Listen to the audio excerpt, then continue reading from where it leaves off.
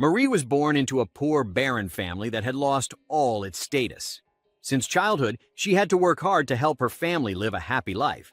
Unlike her beautiful sister who looked like a princess, named Anastasia, Marie was considered boyish and was disliked. This morning was no different from the last. Marie had to single-handedly complete a mountain of chores and prepare food for the family. The other four family members lived in much more comfort while Marie was left eating leftovers. Her one special talent was reading and solving problems on behalf of her father. At night, Marie looked up at the sky without a single complaint. Because tomorrow was her birthday, surely it would be a wonderful day. The next day, the family held a party, but not for Marie's birthday. It was for her sister Anastasia to be introduced to eligible noble bachelors. Anastasia was surrounded by admiring young men, while Marie was ignored and shunned by her relatives. Heartbroken, she left the gathering, mistakenly thinking she would be the center of attention on her birthday. She wondered why she was so ugly. Just then, a young man from elsewhere approached, asking for directions to the party. Marie gently guided him, and he mistook her for a maid from the Shaderin family. His attendant quickly corrected him, saying the Shaderin household had only one maid, who was already 60 years old. Therefore, this red-haired girl must be one of the two daughters of the Shaderin family. Hearing this, the man apologized to Marie for the misunderstanding. Marie immediately recognized his clothing as being from the Republic of Ipsandros and asked about it. The young man confirmed it and said his mother was a traveling performer from Ipsandros. Marie was fascinated by the traditional outfit, surprising the man with her deep interest in Ipsandros culture. Marie shyly explained she had read a lot about it in books and was simply overwhelmed seeing it in person. As they continued talking, they realized they had a natural rapport. Marie shared her fondness for stories from Ipsandros, especially one about a tattered red kitten. Kuros was surprised. He loved that story too and eagerly recounted the tale. A kitten abandoned by its owner journeys with a kind wanderer and grows stronger. Since Marie had messy red hair, she likened herself to that kitten. As she spoke, she suddenly remembered her father's scolding. She shouldn't flaunt her knowledge, so she stopped. Kuros didn't understand why she fell silent since their conversation had been going well. He tried to stop her from leaving. Marie knew this handsome man would soon become her sister's fiancé, so she wept for her own fate. Kuros, thinking he had frightened her, apologized. Looking at her clothes, Kuros asked if she was having a hard time. He wanted to help. Marie smiled through tears and said she simply wasn't beautiful, but had enjoyed their conversation. As she ran off, he caught her by the arm. In his eyes, she was truly beautiful. It was the first time anyone had said that to Marie. Moved, she directed him toward her sister, the star of the evening, and ran to the old shed in the back garden. The words he said were ones she had always longed to hear, and she was content. A month later, their family received a letter from Kairos saying he wanted to marry one of their daughters, Anastasia. Duke Aferia declared that Count Kairos Granado, future duke and extremely wealthy, wanted to marry into their family. He immediately told Marie to write a reply and notify the surrounding nobles and relatives. Anastasia was annoyed to be forced into marriage with someone she didn't even remember meeting. She had heard Count Kairos Granado was eccentric, ill-tempered, and hated women. She didn't want to marry a man like that.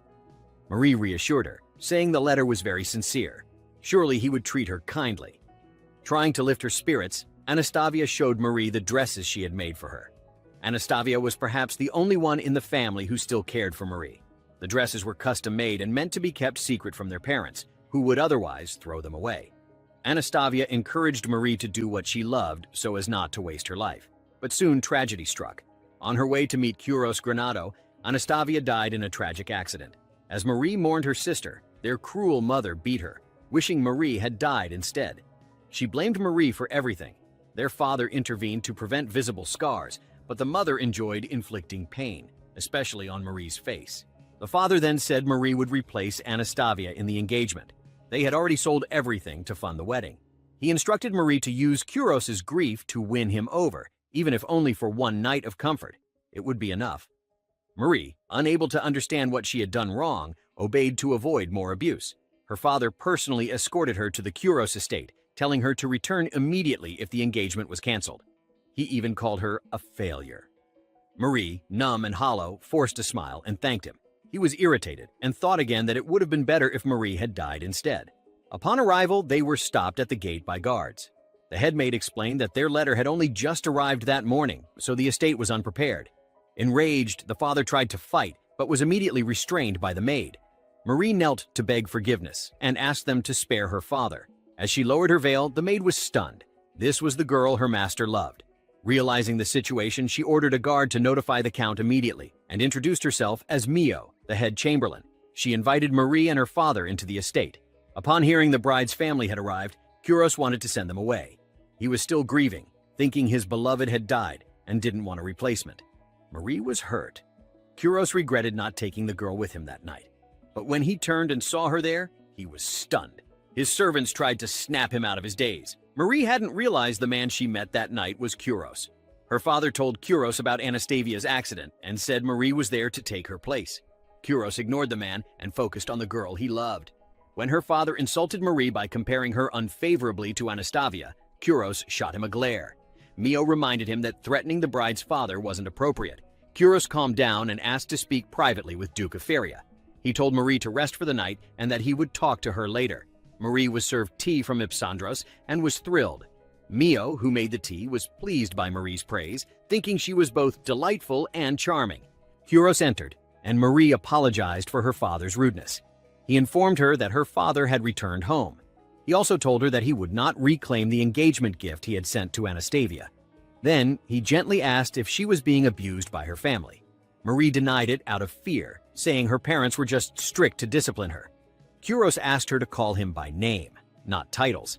He mentioned that the outfit she had worn previously was usually for widows or nuns, which had led to his confusion. Worried she might be considering becoming a nun, he asked her directly.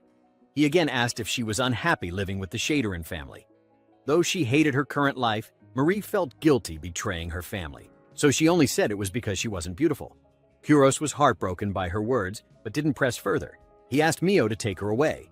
Marie thought she was being dismissed, but Mio was actually taking her for a bath and to change clothes.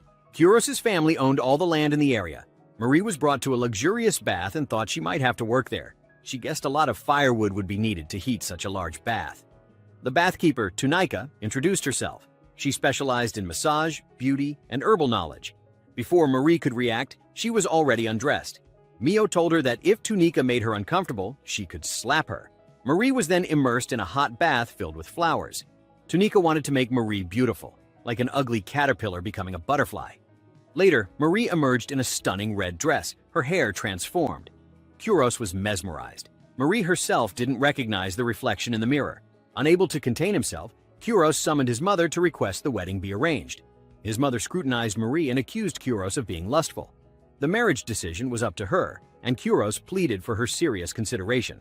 She agreed, but said Marie still lacked confidence. She gave Marie a deadline. She had until the wedding to transform completely in order to be worthy of a count's wife. She promised to help, which delighted Kyros. Marie was still confused, but Mio explained that the Duchess had accepted their engagement. From now on, Marie would be the fiancée of Mio's master. Hearing this, Marie was so shocked that she said she couldn't possibly do it. After being rejected by that girl, Kyros fell into deep thought. He was fantasizing when Mio kicked him back to reality. She even reminded him that Lady Marie had already turned down his proposal. The guy buried his head in his arms and cried profusely, and yet Mio rubbed salt in the wound by saying she still couldn't believe her foolish master proposed to the wrong person. Actually, it wasn't entirely his fault.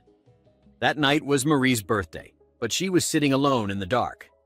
Kyros' life hadn't been easy either. He was the son of a second wife, so he was always oppressed by the first wife, Laura, who was the daughter of a noble family equal to a duke, which gave her considerable power. In contrast, Kyros' mother was just a traveling artist who had become the duke's concubine. One day, Kyros was playing and fell. While crying, Lady Laura came over and gave him a cake.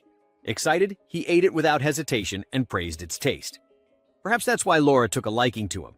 When she asked about his hobbies, he listed several things, mostly sweets. Laura shared that same sweet tooth and would often bake to relieve stress.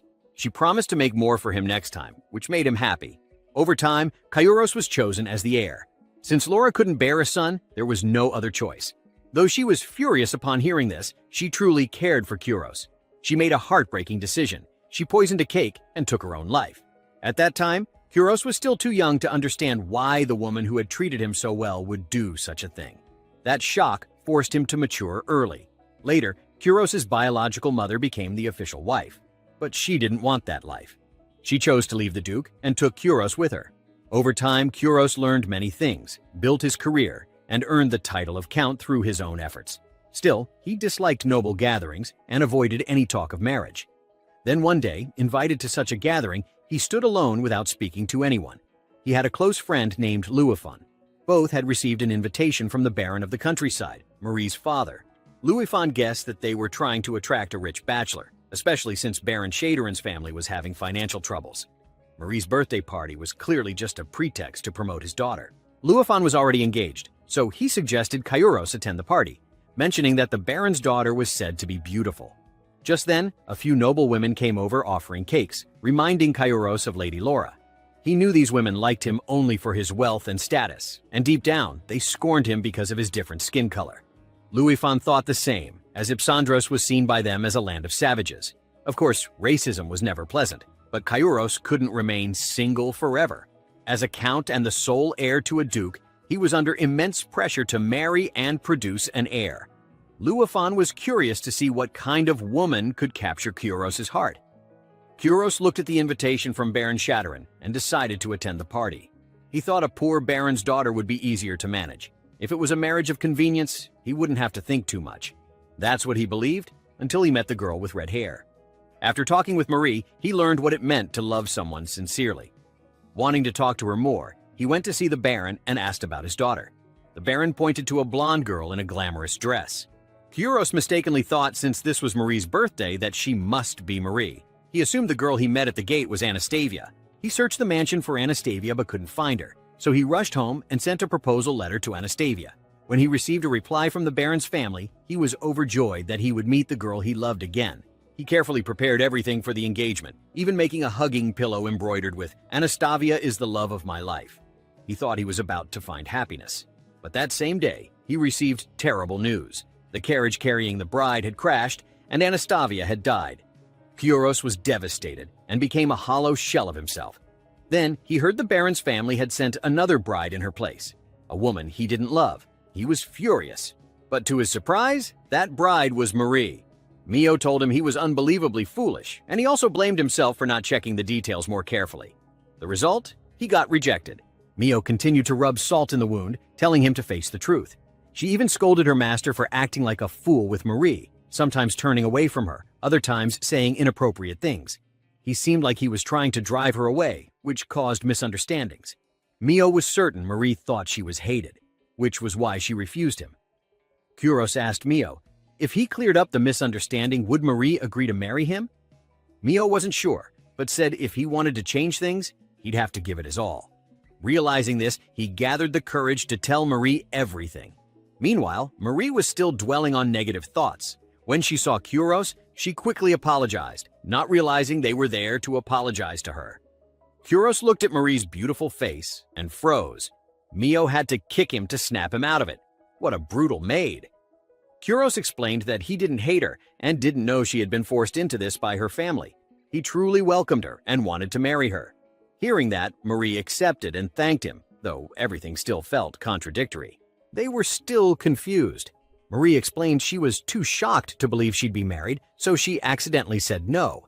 She also already had a rough understanding of Kuros' situation. She knew he had to marry to inherit the title of duke and had trouble finding a bride, which is why he turned to a poor baron's family like hers. She believed it was a mutually beneficial marriage. Anastasia was beautiful and talented, but sadly, her older sister had died in the accident, so Marie had come as a substitute bride. Marie just hoped that after marriage, Kuros would treat her the way he thought best.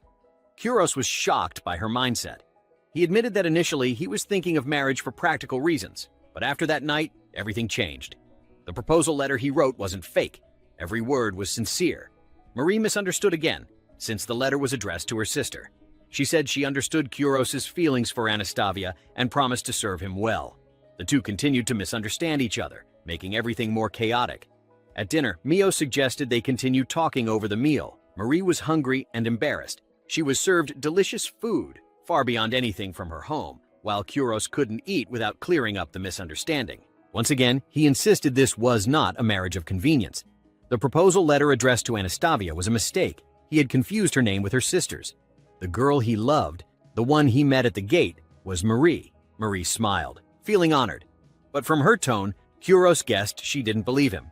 She thought he was being kind and trying to comfort her with lies. She told him not to worry about her feelings. Kuros clutched his head, not knowing how to explain. Marie understood that, in nobility, marriage was a duty, and it was the same for Kuros. Their status and backgrounds were vastly different. Surely he would marry someone else later, and she was just a simple country girl, not worthy of him. She thought her only task was to fulfill her father's wish to save the family from debt. Then Kuros looked up and said, "I love you, Marie," which stunned her. He knew that just saying it wouldn't convince her. For now, he only wanted her to agree to marry him, and he would prove it with time and love. He hoped his fiancée would enjoy herself over the next 3 months before their engagement. Marie later said she wanted to go home to inform her father of her success. She also revealed that her father wanted her to sleep with Kuros to comfort him. She wanted to receive new instructions from her father on what to do next. Both Kuros and Mio were furious. Kuros was too shocked to speak and stormed off. After discussing it with her master, Mio forbade Marie from returning to that house. If her family wanted to visit, they would need Kuros' permission. He couldn't accept his fiancée's suffering any further. Mio encouraged Marie to be more confident in herself. She was beautiful. That night, Marie slept on a soft bed and was thrilled. Everything felt like a dream, like a fairy tale. And if it was a dream, she didn't want to wake up, because it was a happy dream. The next morning, Marie woke up and planned to chop wood and carry water. The maids came in to greet her, surprising her. Out of habit, she bowed to greet them, leaving Mio speechless. Mio explained that Marie was now Kuros' fiancée, so from now on, the two maids, Ilza and Hannah, would take care of her every day. Marie appeared worried because someone like her was being served by two maids. Since she wasn't used to it, she felt scared, although this was common in noble circles. She put on a confident smile to greet the two maids. However, they looked confused, surprised that a mistress would greet her servants. The two had been born into knight families in the royal capital and came here upon the recommendation of the third prince. Hearing that, Marie grew excited and wanted to hear their story. Yet the two of them gave Marie the same feeling as her own parents, making her unsure what to say. At that moment, Mio called her to breakfast. Mio laid out a table full of delicious dishes for Marie to choose from. First were 7 kinds of cold cuts: pork, venison, pheasant, and also chicken and duck. Marie said her stomach and appetite were weak, so she couldn't eat it all, but it would be a waste to leave any. Mio didn't press her and told her to just eat what she could, not to worry. When she asked about her fiancé, she was told Kuros was busy. Marie joked that she would share her meal with Mio, but was scolded because servants weren't allowed to eat with their masters. Not wanting to waste any food, Marie tried to eat as much as she could. Luckily, the food was all delicious, and she managed to eat half of it. Still, she reached her limit and couldn't eat anymore, silently apologizing to the chef for wasting such good dishes. After a short rest, they continued their castle tour. The next location was a changing room prepared just for Marie, containing hundreds of dresses for every season. When Mio asked which one she liked, Marie couldn't decide. They were all amazing. So Mio chose one with yellow as the main color. As for the castle, it was built to protect the kingdom's borders, making it more like a massive fortress. From what Marie knew, the Granado family had ties with the royal family. However, after the war, they were granted noble titles and now only ruled their own land, no longer in the line of succession. Because the territory was so vast, behind that door lay a massive mansion. Interestingly, it was designed in the personal style of Duchess Lulu.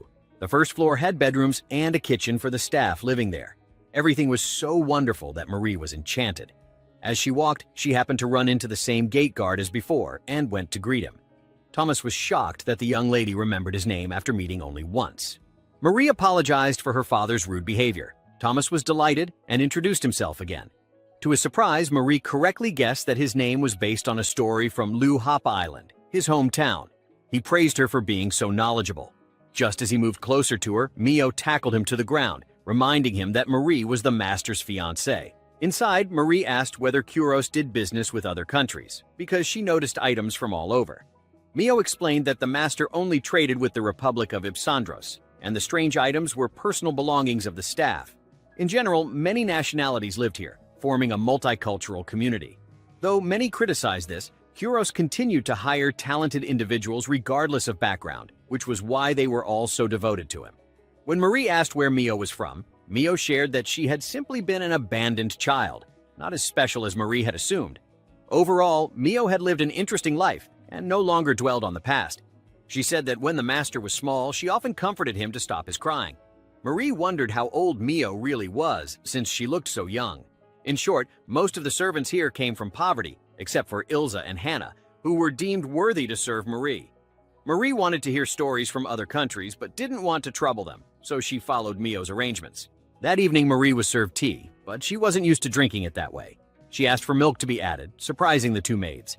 Wouldn't that ruin the tea's flavor? They laughed, finding this drinking style amusing. Marie assumed it was an issue of noble etiquette and didn't realize they were mocking her. She thought they simply disliked milk. That night, she couldn't sleep, wondering whether her fiancé was also busy late into the night.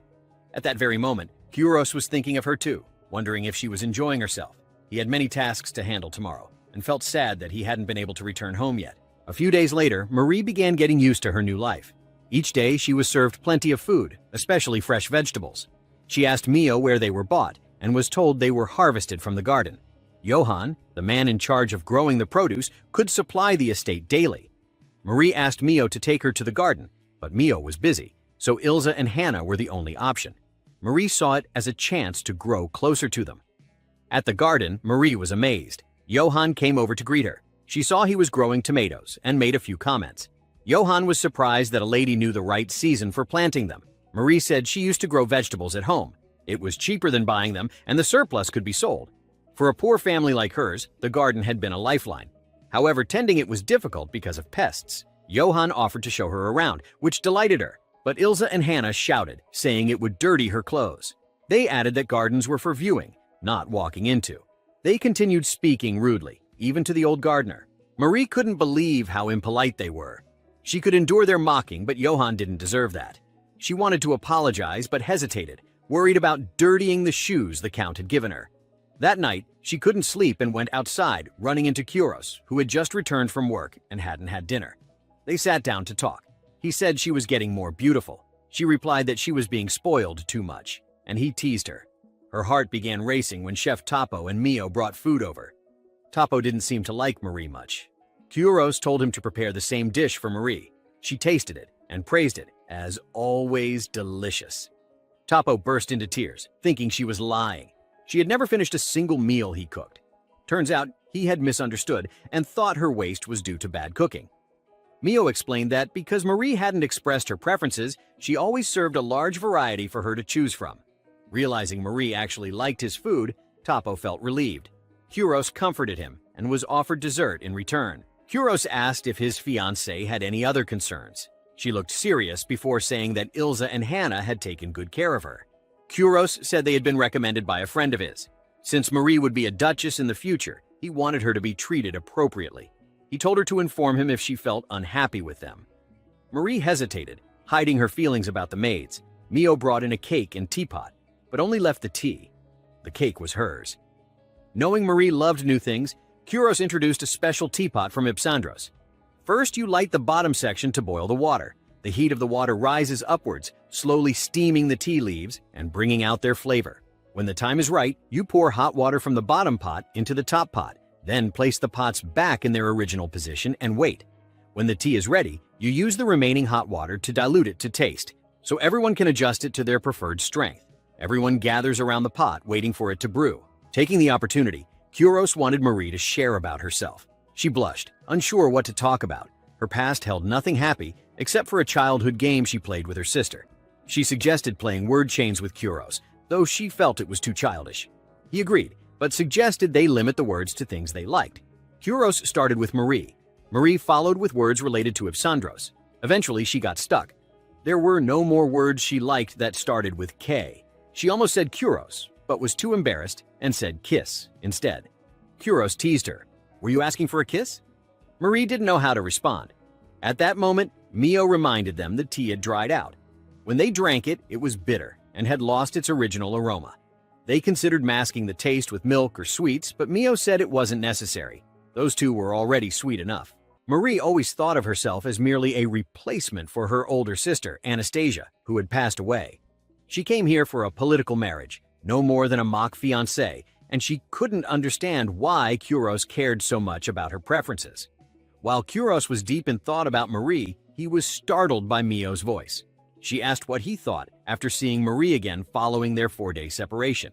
He replied that Marie looked more beautiful and that he loved her even more. Mio said he misunderstood her question. She reminded him, 5 days ago, you said to provide Lady Marie with our utmost hospitality and everything she truly deserves. You did say that, correct? Kuros confirmed and explained. Her treatment in the Baron's household was clearly wretched.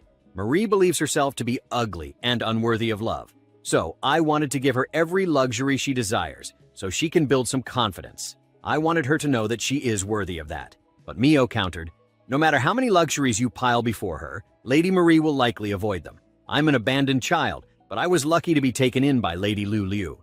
I was elevated to head chamberlain of Granado Castle, far beyond my status, by you, master. For that, I owe you a great debt. That's why I can understand a bit of what Lady Marie feels, what it's like to go from a life of oppression to living in a gleaming castle, and the fear that brings. The sudden appearance of a charming prince, all the dresses and shoes bestowed upon her. She wonders if it's just ephemeral magic that will disappear one day. Kuros assured her, it won't disappear. Marie is beautiful and intelligent. He told Mio, you're a brilliant head chamberlain, and Lu Liu thinks of you as her own daughter. That isn't magic, that's reality. Tomorrow he would have to leave the castle again for business. He wanted Mio to make sure Marie felt comfortable. Mio requested authority over personnel matters, which Kuros granted. Now that she had permission, Mio wanted to act quickly. The next morning, Emio brought a modest breakfast suitable for Marie's appetite. After eating, Marie had tea. Mio joined her. While Marie was dining, she had her work as her server, but she could accompany her for tea. This made Marie very happy because she had been wanting to have tea with Mio for so long. Marie guessed that if Mio was here, Sir Kuros must have left. But Mio said she'd swapped assignments with Ilza and Hannah, who were now attending the master. She believed it was better that way. Marie agreed. Ilza and Hannah would be happier serving true nobility. Topo arrived with his latest culinary experiment, a blancmange made with almond flour and fresh milk. He offered some to Marie and also urged Mio to try it. Marie found it very jiggly and delicious. Topo's food really is the best in the world, she exclaimed. Topo got excited and wanted to make enough for everyone in the castle. Marie told Topo to wait because Ilza and Hannah might not like milk. Mio said she hadn't heard anything about that. Marie explained, when I asked for milk in my tea, they said that was a novel way to drink it, so I assumed they didn't like milk. She asked Topo if he could make it without milk. Topo understood and agreed to try. Mio realized they had mocked Marie, but Marie had simply misunderstood. Then Thomas arrived carrying a box and said he was taking it to Lady Marie's room. Mio asked what was inside. Thomas said it was from her family, the house of Baron Shaderin.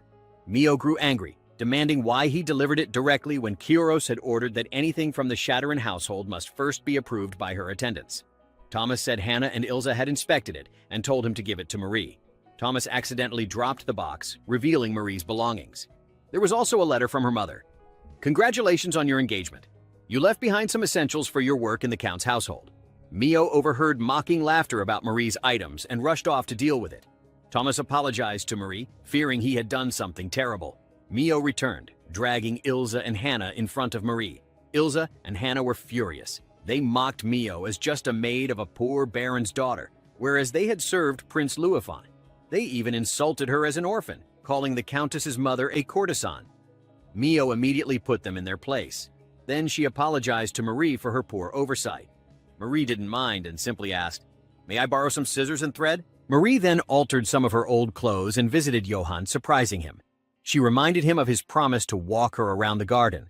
Johann smiled and took her to plant vegetables.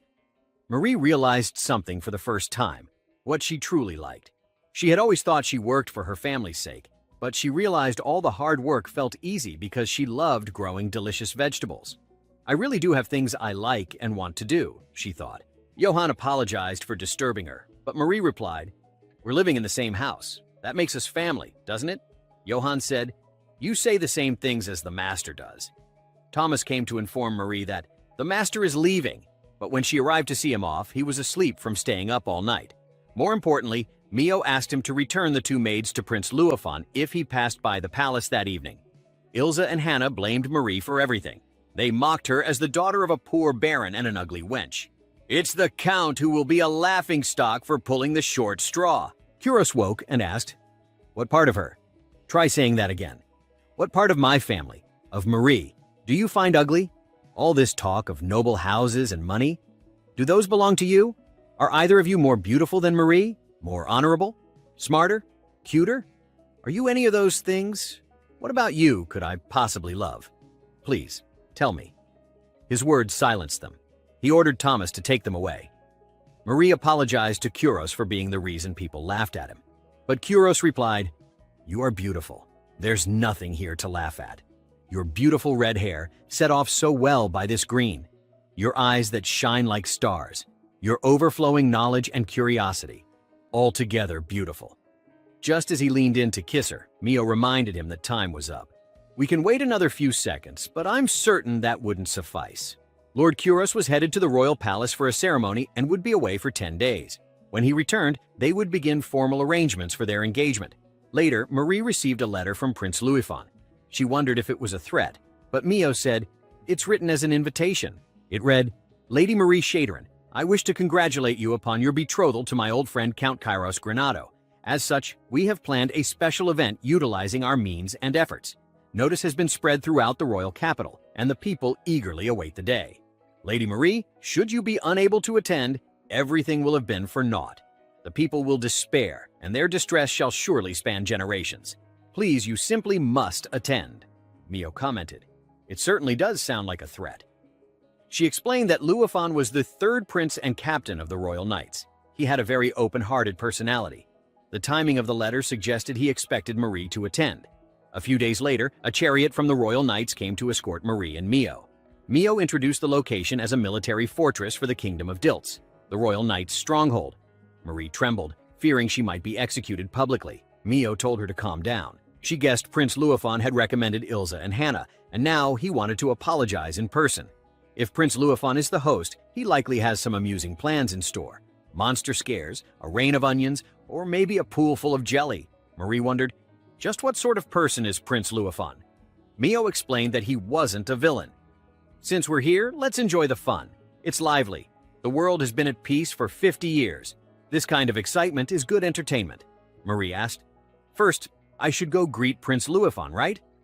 Mio replied, "No, he probably isn't expecting a greeting from you. He might not even be here yet.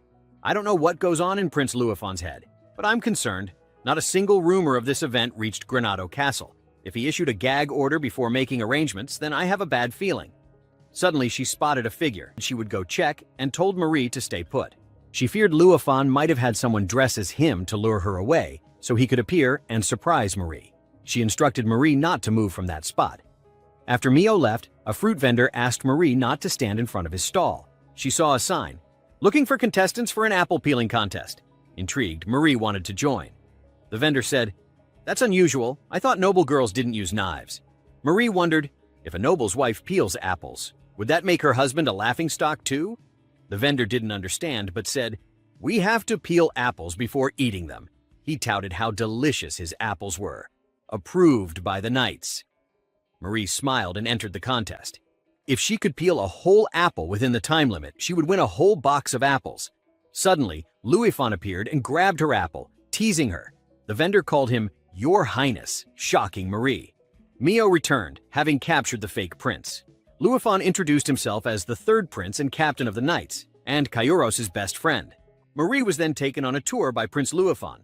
After a while, he asked if she was hungry and offered to take her to a lavish noble banquet. At the mention of that, Marie looked worried, remembering Ilza and Hannah, and declined.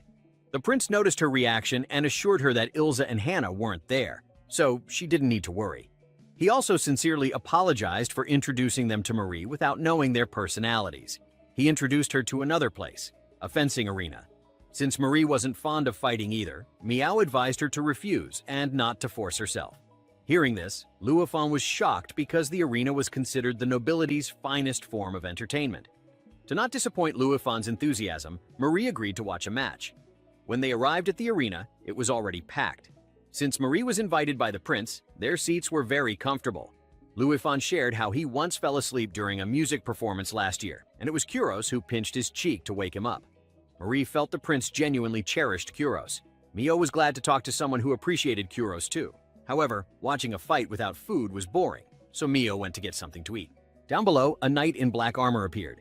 Louisfon commented on how skilled the knight was and told Marie he had known Kuros for a long time.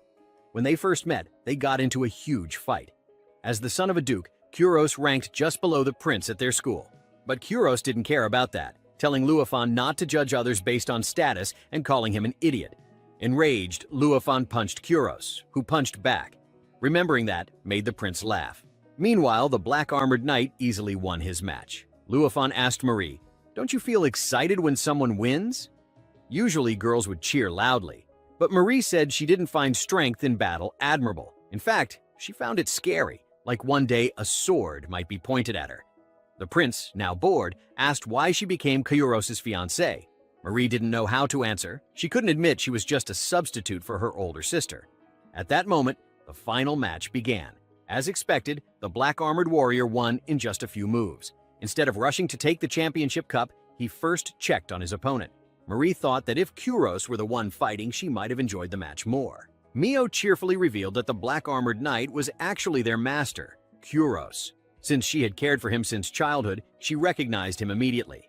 To confirm her guess, she loudly praised Sir Kyros for being so charming, causing a stir in the arena while they ducked down to avoid being seen. Exposed, Kyros removed his helmet to greet the crowd. Every nobleman in the kingdom was required to learn swordsmanship at least once, so Kyros had trained hard since childhood for self-defense. Hearing that, Marie smiled, which pleased the prince. He told her it was her best expression that day. Later, as they were about to meet Kyros, they saw a line of noble ladies confessing to him. They believed his fiancée had died and thought this was their chance. However, they were all targeting his wealth, calling him savage-blooded. But marrying a duke would elevate their social standing. Furious at their insults, Marie declared she was the one engaged to the count. Mio stepped in to stop the shameless girls. Marie couldn't accept what had just been said. To her, Kyros was kind and always playful with her. Inside the room, Kyros was confronting Luophon about why he arranged for him to join the fencing match. Apparently, Luophon planned it to learn more about the couple's relationship. Just then, Marie entered to congratulate Kyros on his victory, making him think he was hallucinating. Luophon explained that he had invited Marie there, initially hoping she would enjoy the arena, but she showed no emotion. Kyros assumed Marie didn't like violence. He never wanted to force her to live by noble values. Her own priorities were what mattered. Luophon thought Kyros was too smitten with her, but also noticed Marie didn't seem happy about it. He said she was merely a substitute in a political marriage. He asked Marie, "Would you get engaged to just any man?" The question confused Marie. At first, she just wanted to help her family, but over time she developed feelings for Kyros. Luophon couldn't see that in her expression. Kyros stepped up to defend Marie, demanding that Luophon stop talking. Luophon said he was happy when he heard his best friend was getting married, but it turned out to be a political deal. He called Marie a pawn of her parents. Kyros, angered, questioned if this had been Luophon's true intent from the start. Luophon mocked Kyros for never having beaten him in a duel. "The old you would have punched me," he said. Kyros replied, "You never noticed that I was letting you have the glory." Furious, Luophon drew his sword and charged. Luckily, they restrained themselves, but they still wanted a duel right there in the arena. Kyros said that if he won, Luophon had to apologize to Marie for insulting her. Marie tried to stop Kyros, saying everything Luophon said was true. She couldn't blame anyone for thinking she had sold herself. She admitted she had been foolish to follow her parents' orders, and she couldn't stand seeing Kyros mocked because of her. She apologized for not being worthy of being his wife. Seeing her cry, Kyros comforted her, saying Luophon mocked him because he thought he was in unrequited love. He guessed Luophon couldn't stand seeing his rival brought low. Despite how he seems, he's a passionate man. But whatever his reasons, it doesn't mean he's allowed to disparage you, Marie. I will face him head-on, defeat him, and make him take it all back. Hearing that, Marie thanked him for getting angry on her behalf. She also vowed to make the prince take back his words about her fiancé being a coward. Kyros was delighted, believing her smile would be his good luck charm. Soon, the whole arena erupted when it was announced the prince would duel the champion. The two exchanged taunts, threw down their helmets, and clashed swords. Their skills were evenly matched, though Luophon was faster and disarmed Kyros. Marie panicked and cheered for Kyros not to lose. Motivated by her words, Kyros landed a punch that made Luophon drop his sword. They continued fighting with their fists. Normally, such a duel would be invalid, but since both were nobles, the referee didn't dare interfere. Fueled by love, Kyros delivered a final punch that knocked the prince to the ground. Overjoyed, Marie stood up and cheered, only to realize the entire arena was staring at her. Kyros called her down. He lifted Marie up and used the moment to announce that he and Marie were engaged and would serve the kingdom together with all their hearts, hoping for everyone's support. The crowd was surprised, having never heard of the Saturn family. Marie was embarrassed. This should have been her sister's moment. Kuros hugged her, telling her she was amazing, far more than she believed. No matter what happened, he would always be by her side. The audience roared with cheers for the great duel and congratulated the couple, bringing joy to them both. In the afternoon, Marie returned to the apple stall to complete her apple peeling challenge. The shopkeeper happily agreed, but this time, Kuros snatched the apple. He insisted on joining her. Luifan also showed up to apologize to Marie. Kuros handed the prince an apple to try. Marie then showed both of them how to peel apples quickly. She was skilled at it since she always had to save food to get even a small portion. Luifan asked Kuros, "Are you that happy?" Kuros answered, "Yes, I'm very happy. As long as Marie is by my side, every day is a joy. Even if she doesn't love me now, I believe in time she will. We'll become a real couple. Even if it takes years or decades, I'll make her happy until I die." Marie was moved by those sweet words. Luifan, satisfied, left. Marie called him back, saying she wanted to hear more about her fiancé's good qualities and asked the prince to tell her more about Kuros next time. Luifan apologized for everything, then realized the apple Kuros gave him was fake. It almost broke his teeth. That evening, Mio asked Marie to return with the butler, while she stayed with their master a bit longer. Kuros told Marie that he had never beaten Luifan in fencing before, but thanks to her encouragement, he won this time. Before leaving, Marie kissed him on the cheek and wished him good night. Kuros was stunned for a few seconds, then chased after the carriage to ask about the kiss, but failed. There were 2 months left before her political marriage. Still, Marie hoped that one day she and Kuros could be a true couple, united by love. Meanwhile, Mio looked extremely worried. She had stayed behind to deliver a letter from Marie's family to her master. After reading it, Kuros was furious. Are they really her biological parents? The letter read, "You good for nothing with your hideous red hair, apologize to Anastasia and die." Her mother wrote nothing but horribly abusive words, and her father wanted her to return home to work immediately. Kuros wondered, would parents really tyrannize their own child this much? He ordered Mio to investigate something. A month had passed since the night's festival that had struck like a storm. The weather was lovely. Today seemed like it would be a good day. Butler Wolfgang came to see if Marie was awake, and once again he lost as Marie had risen earlier than him. Tilly, Wolfgang's niece, ran in and hugged Marie. Wolfgang apologized to Marie, saying that Chili was still just an apprentice. Marie told him not to worry. She liked the little girl very much. Mio had other business again today, so Wolfgang was her attendant. He asked what she planned to wear today. Marie chose a blue dress, perfect for the clear, beautiful weather. Silly thought Marie was too cute. Wolfgang said, if the master were to see you, he'd embrace you before even realizing it. Hearing that, Marie blushed. Lately, she felt strange. Whenever she thought of Lord Kuros, her heart beat faster. Silly pulled Marie toward the gate to welcome Kuros home. Tapo saw them and came out to greet Marie as well. He would make her a parfait to share with the master.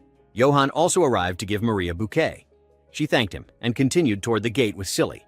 When Kuros saw Marie, he smiled and asked about the flowers in her hands. She explained that Johann had told her to bring them, and she thought Johann wanted her to give them to him. Kuros said, "They aren't for me. They're an accessory for you, Marie. Though, in a way, they are a present for me as well. You are like a flower personified. I nearly embraced you without even realizing it." Marie's face turned red, and she told him, "Please don't tease me like that." Kuros replied, "I am not teasing you. You have grown even more beautiful." That night, Marie thought she could have dinner with Kuros, but he had already gone out again. The betrothal ceremony was coming together nicely, but she was still nervous because aside from helping her father and what she learned in school, she didn't know much. At times like this, she would read The Tale of the Raggedy Red Cat when she felt anxious. But when she opened it, the pages had fallen out. She asked Butler Wolfgang to help mend the book. He took her to the library, where they unexpectedly met Lady Liu Liu. Liu Liu asked Marie, "What brings you to the library so late?" Marie answered, "My book has fallen to pieces, and I'd like to mend it." She stepped inside and was amazed at the number of books. Liu Liu noticed Marie seemed to like books, just as she did. Liu Liu was there for research, though her spelling in Dilcian was still shaky. Marie saw a letter on the desk and asked, "Isn't there anyone you can ask to write it for you?" Liu Liu said, "Kuros is very busy, so he's asked me to help him. The butler explained, "That is an invitation to attend the betrothal ceremony. It must be written by the couple themselves or someone close to them." Marie asked, "Would it be wrong for me to write them?" Lulu was delighted to hear this, and surprisingly, Marie could write the invitations in Ipsian. Wolfgang explained that Lady Marie loved Ipsandrian stories and had come to mend her book. Seeing the Raggedy Red Cat, Lulu felt nostalgic. Marie's older sister had read it to her when she was young. She loved that book dearly, and her sister had apparently learned Ipsian from their late grandmother. But Marie's father claimed the grandmother was an eccentric layabout who studied foreign languages, insisting that women didn't need academics, and blaming her solitary, uncharming life on her dabbling in academics. Lulu completely disagreed, saying, "A clever woman who knows other languages would be quite the catch for merchants and the nobility. Though Ipsian isn't very practical unless you trade with them. Flarian and Shainan are languages usually reserved for barons." Marie said she could also speak those languages, having learned them on her own. Lulu was astonished. Marie explained, "Many tenant farmers on Shadarin lands are immigrants, so knowing foreign languages is essential for proper management." She often handled baronial duties in her father's place. She loved writing letters, though she often wrote on someone else's behalf. It allowed her to converse as an equal. Lulu praised her handwriting and said she clearly put her heart into those letters, urging her to sign her own name on the invitation she had written. This moved Marie to tears. Lulu continued, "To be honest, I didn't expect much from you. I heard you were a noble daughter from the countryside who hadn't entered society. But you were the first person Kairos ever proposed to. A long time ago, many people helped me too. I thought I'd help you where you might lack. But I take it all back. I'm so happy you'll be my son's wife. I've come to love you. I am an imperfect mother, but I hope we'll get along well." Marie wasn't sad, but for some reason her tears wouldn't stop. She cried like a child. Kairos returned, and Mio greeted him, wanting to speak privately before he met Marie. Mio had finished investigating. Marie was indeed the daughter of the Baron and his wife. The Shadarin family were all blood relatives. There was no record of adoption or remarriage in the royal archives. Kairos thought, "Then the people who spew these cursed words at her are her actual parents?" Mio said, "If it were human nature for parents to love their children unconditionally and to protect them through anything, then I would not be here." She handed him a letter from Marie's family, received that morning. It read, "Father on his deathbed. Return at once." Kairos saw it as a threat. Mio was certain that if Marie saw it, she would return home. He wondered, what can I do to protect Marie? And even if I can, keeping her locked in this fortress like a birdcage, would that bring her happiness? Passing his mother's room, he saw her teaching Marie noble etiquette. At first, he thought she was bullying Marie, but Marie looked happy, which confused him. Lulu saw him and invited him to practice with Marie for when she would meet royalty and nobility. Kairos told her, "I said you don't have to make her do any of this. You and I can handle it at the ceremony. Marie has never been introduced into society." Lulu replied, "That's why she's practicing. Miss Marie is clever and has an aptitude for this. Her posture is quite nice too." But Kairos just wanted her to dress beautifully and live a happy, peaceful life. Silly urged him to look. Marie's curtsy was very stylish. Kairos admitted she was beautiful when greeting in noble fashion. Lulu added, "It's not just etiquette. Miss Marie wrote all the thank you letters too." Kairos asked, "Why are you working her so hard? That makes us no different from the Shadarins." Lulu told him, "Love and overprotectiveness are not the same. Women are not baby birds. Don't trap her in a cage. Give her the chance to fly." Kairos noticed that Marie was smiling the same way as when they first met. She was happy learning these things. Lulu suggested they rest and have tea together. Later, Kairos spoke privately with Marie. He handed her the letter from her father, apologizing for reading it, and offered to go with her. But she said she wouldn't return. This surprised him. She said, "This is a lie. This is my father's handwriting, but could a man on his deathbed write this? Have other demanding letters arrived? They must have had truly sickening things written in them, and you protected me, didn't you?" He apologized for acting without her permission. Marie said, "Hiring people costs money. I'm sure he has work to foist on me. He doesn't want to see me. My parents hate me, don't they? They yelled at me all the time, not to discipline me." Kairos was shocked. Before, Marie thought such treatment was natural because she thought she wasn't lovable. But now she had grown strong. He suddenly hugged her, then apologized for it.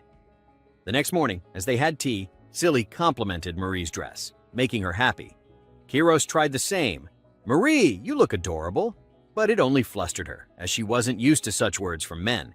He apologized for making her nervous. Tapo brought a blueberry tart and also praised her dress, making her happy. Kairos wondered why everyone else could make her happy except him. Mio returned, and Marie was glad to see her. But Mio asked permission from Kairos to travel far away. She had someone to see.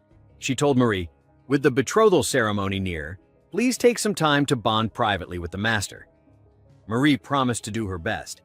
That night, Kairos prepared documents to send to Baron Shadowrun and his wife, forbidding them from speaking ill of his wife and listing all of Marie's good qualities.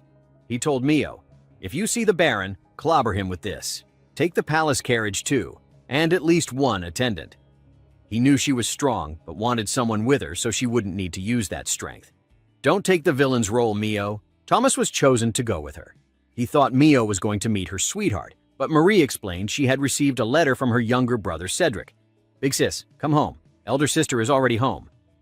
Thomas remembered that Marie's elder sister, Anastasia, had died in an accident. Her carriage had fallen from a cliff. But Mio said the truth was different. According to a more detailed investigation, Anastasia had been attacked by bandits on the flatlands, and as they fled along the river, the carriage overturned in muddy, swollen waters after rain. Rescuing anyone who fell in would have been impossible. Thomas wondered, then what is this letter about? According to the news Mio had investigated, Marie's older sister had traveled by carriage hired by the Baron. On a day of heavy rain, her carriage unfortunately became the target of bandits. While she was desperately trying to escape, she slipped and fell straight into the nearby river. Although her body had not yet been found, people believed the chance she was still alive was extremely slim. Thomas wondered why the young lady's younger brother had written that his eldest sister had already returned home. Mio jokingly said that the best way to protect their love was to get rid of that girl, which shocked Thomas. But since Kairos had forbidden Mio from using violent methods, she told Thomas not to worry. Meanwhile, Marie was being tenderly served by the Count after Mio left. Kiros tried putting on a maid's uniform, but it didn't fit him.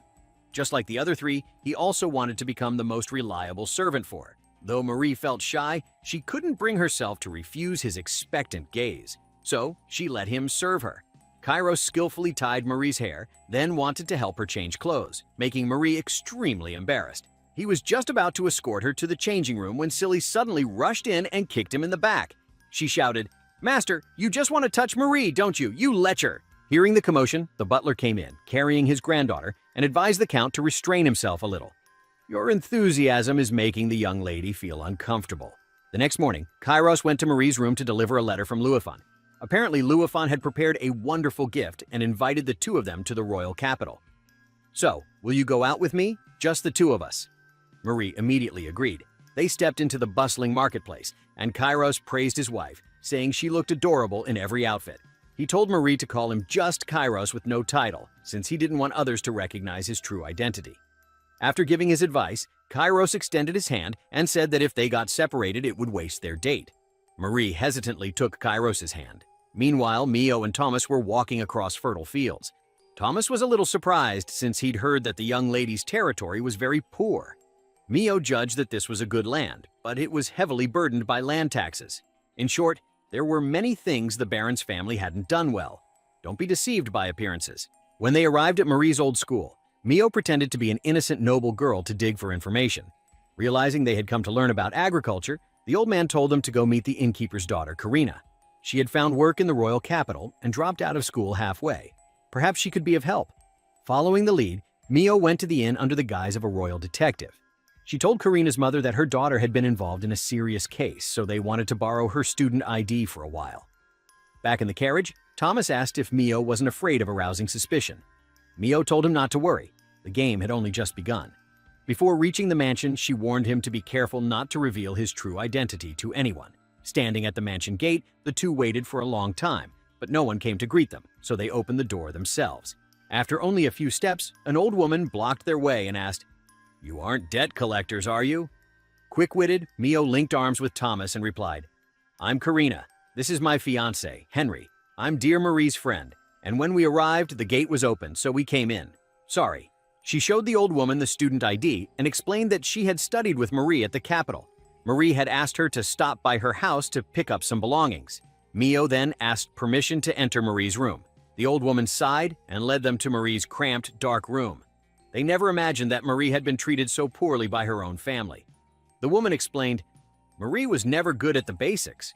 Cooking and cleaning took her so long she never really finished, so she started sleeping here. Mio asked, why did Marie have to work so hard? The woman replied, because she wasn't the least bit cute. A woman with no prospect of marriage has to work. Compared with Lady Anastasia, she's impertinent and completely unlovable. Her grandmother, Lady Sasha, was the only one who showed her any affection. At that moment, Marie's youngest brother suddenly appeared, calling out her name, thinking Marie had returned. When the Baron came in, Mio continued her role as Marie's close friend from the capital. Hearing that, the Baron scolded the old woman Tanya for being senile. This is a storage shed, isn't it? It couldn't possibly be my darling Marie's room. I'll show you to the mansion. This is the first time a friend of Marie's has visited us. She's a bookworm, and so shy. Don't you find her a bit gloomy? By the way, what is it that you've come to pick up? Mio answered. It's something precious to a girl, so it's a secret. She asked me to look for it. He then led them to a large room. But Mio said, are you playing tricks on us too, Baron? This is her sister's room, isn't it? Dear Marie loves to study. It'd be odd if her room didn't have bookshelves in it. Now stop playing silly pranks. You can't trick me. Awkwardly, the Baron replied, sorry about that. I really will show you the way this time.